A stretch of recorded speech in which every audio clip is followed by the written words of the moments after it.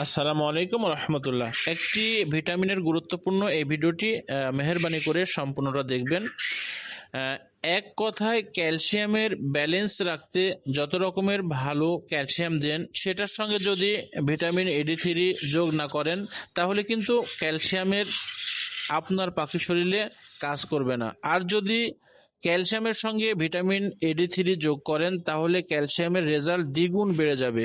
আপনি আজকের পর থেকে ক্যালসিয়ামের পাশাপাশি এডি3 পাখিকে সেবন করালে, আগে মনে করেন শুধুমাত্র এককভাবে পাখিকে ক্যালসিয়াম সেবন করায় যতটুকু আপনার পাখির ভালো হয়েছে, তার চেয়ে আপনি যদি এখন থেকে ক্যালসিয়ামের পাশাপাশি ভিটামিন এডি3 ব্যবহার করেন, তার চেয়ে দ্বিগুণ ভালো আপনার পাখির কাজ করবে ইনশাল্লাহ, আমি মনে করি।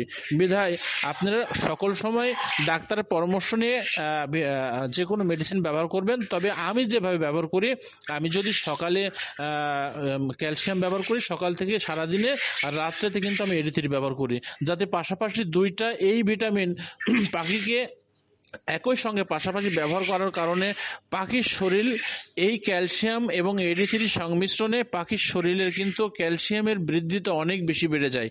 এজন্য আপনারা সকল সময় একটা জিনিস মনে রাখবেন, পাখিকে কোন জিনিসটা কিভাবে করলে পাখি কাজ করবে। এমন এমন জিনিস আছে যেটা আপনি আইডিয়া মতো দেন পাখির শরীরে, সেটা কিন্তু আসলে আপনার পাখির শরীরে ঠিকই আপনি অর্থ ক্ষয় হচ্ছে, আপনার পাখিকে ঠিকই মেডিসিন সেবন করাচ্ছেন। আপনার ভুলের কারণে কোনটার সাথে কোনটা জয়েন করলে, অ্যাডজাস্ট করলে ভালো কাজটা, রেজাল্টটা ভালো হবে, সেটা আপনারা জানেন না। যার কারণে এইটা আপনাদের প্রাধান্য দিতে হবে যে কোন মেডিসিনটার সঙ্গে কোন মেডিসিনটা মিল থাকে এবং কোনটার সাথে কোনটা পাশাপাশি ব্যবহার করলে পাখি আমার সুস্থ থাকবে।